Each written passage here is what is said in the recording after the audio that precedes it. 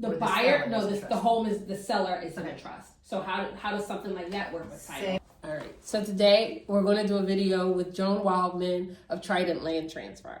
So first we'll do a little bit of introduction and also a disclaimer, because this is not legal information, just some questions that I've come up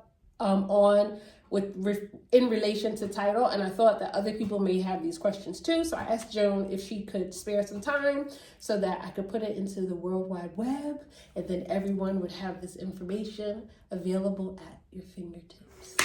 So let's jump right into it. All right, question number one.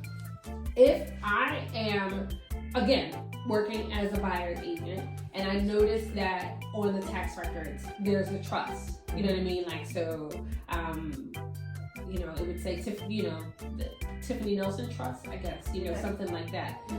How do I go forward with writing an offer on something like that? Like, so the buyer's a trust?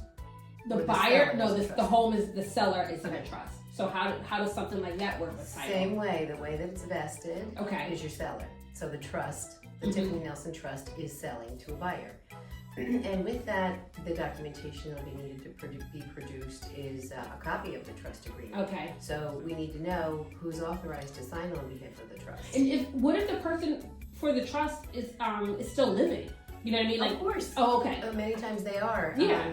And they would be the signers, according to whatever the trust document says. So that's the kind of thing where a lot of people don't want to give it up. There's one copy, but it is something that's we need to see who's authorized to do so. Gotcha. And so will you. So if the title changes, bearing out the review of the agreement, the trust agreement, and then you may have to make little tweaks as an addendum. So the seller would need to bring a copy of that trust to closing. Yeah. Well, we need to see it before closing. Even before closing. Yes. Okay. All right. Good to know. All right. And then what do you do with it when you see it before? So once the agreement of sale is produced, or once a buyer is secured, is that when you would need to see it? So once we receive the order to get started for the closing, the title order, when the abstract comes back, the examiner takes a look at it, and if the seller, of course, is a trust, then she'll put on the requirements that are needed for us to resolve. Okay, gotcha. So the abstract comes back, they'll put the requirements needed to move forward with the sale, is that what you mean? Everything that has to be cleared. Everything that has to be cleared, okay, gotcha.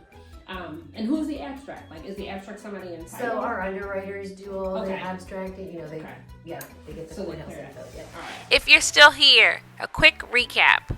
Get a copy of the trust so you have it available as soon as title requests it when the home goes under agreement. My name is Tiffany Nelson, and I am a realtor here in Allentown and its surrounding areas. If you or someone you know needs a realtor, I would love to hear from you. Today I have a video with Joan Wildman of Trident Land Transfer. Okay, hold on, I'll do it again.